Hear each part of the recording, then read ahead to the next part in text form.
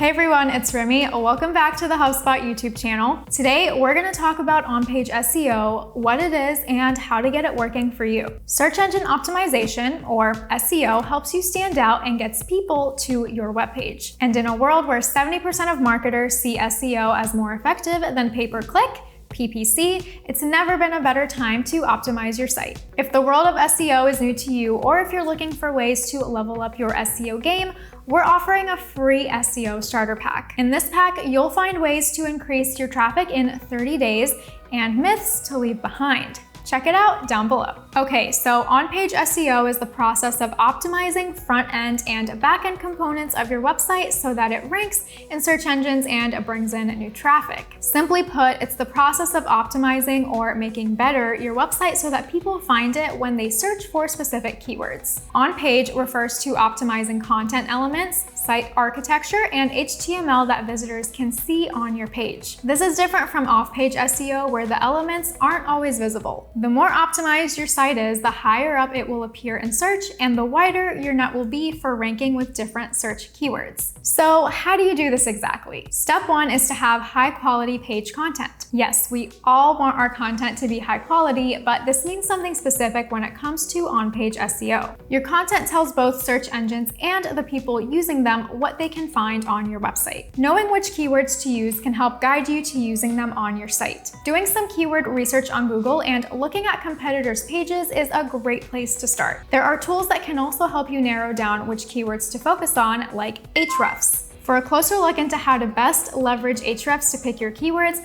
check out their video linked down below. Once you have your keywords, decide how your page's content will fall into your buyer's journey and search intent. Stages in your buyer's journey will include the awareness stage, which could be through your blog posts or homepage, the consideration stage, which could be through a buyer's guide or about page on your site, and then the decision stage, which can include product, pricing, or contact pages. Now it's time to write or update the content that brings people in. Some best practices for writing high quality content are: add engaging and relevant visual content, use short and long tail keywords where you can, actively solve your audience's problem, make shareable content, and last but not least, optimize for conversions with CTAs to your offers or product pages. Before we move on to step 2, using on-page SEO isn't something that you have to do alone. It can be overwhelming to deal with so many terms and keep so many things in mind when building your site. Luckily, HubSpot has a course to help you understand and conquer on-page SEO. You'll get a chance to learn in-depth ways to make your site stand out and get the results that you're looking for. Check out the link to that down below, and it's 100% free. Moving on to step number 2, we're gonna look at page titles and headers. To look at the title and headers, we're gonna get a little technical and look at the HTML of your site. I promise this won't get too technical, so here we go. You can view the HTML of any site you're on, even this one, by going to View, Developer, and then View Source at the top of your screen. You can also just hit Command, Option,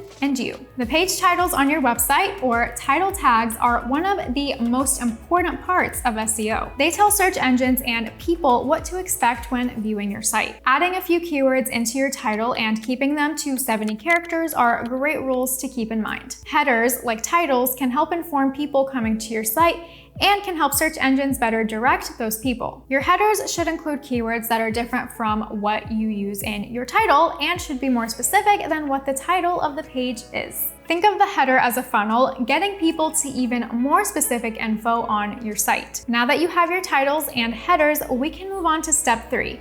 Meta descriptions. Your meta description is the text that shows up right underneath the title when a search happens. It helps expand on the title and can be a deciding factor if someone will click onto your site or not. Meta descriptions can also be used with social media underneath posts. To get the most out of your meta descriptions, keep them under 160 characters and 120 for mobile. Make sure to use your keyword phrase and use a complete sentence without any special characters. A meta description should begin to explain what someone might see if they click, but leave them wanting a little more.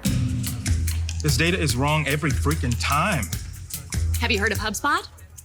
HubSpot is a CRM platform where everything is fully integrated. Whoa, I can see the client's whole history, calls, support tickets, emails, and here's a task from 3 days ago I totally missed. HubSpot, grow better. For step 4, let's look at how to get the most out of the images on your site. Choosing the right images that complement your website and product is a great way to start. But just choosing the right images won't necessarily get search engines to notice your hard work. Image alt text or alt tags is just like SEO for your images. It's the words that appear if an image fails to load. With more than 38% of search engine results being for images, getting your images front and center can help direct people to your site. There are a lot of ways to adjust the text attached to an image, whether it's in a blog post or part of the site itself. HubSpot's CRM makes it incredibly easy to adjust your image alt text, and you can check out the link to that blog post down below. Once you can access the text, write a description of the image that is shorter than 125 characters. It should describe the image specifically, and it should be tied to the content it's connected to. Now your images won't just look great, they'll also help increase traffic to your site. And that brings us to our final step, number 5, and one that is worth taking your time with. Internal linking. Internal linking is when you have a link that leads people to another page on your site. This can help guide people from one piece of information to the next. The more you link to a specific page, the more important it looks to search engines. A good way to build your links is to take a page that you think is the most important or useful and see how many ways you can link to that page from other pages on your site. It can be helpful to create a map of your site with bridges as links between different pages. The more bridges that you build, the longer someone will be on your site and the more notice that search engines will give it. So those are the 5 steps to optimizing your on-page SEO. The more you incorporate these steps, the higher you'll appear in searches and the more traffic that you can expect. If you want to know more about other on-page SEO tips like mobile responsiveness, site speed, etc., leave a comment down below and let me know. I hope you guys enjoyed this video. Thank you so much for watching, and I'll see you next time. Bye!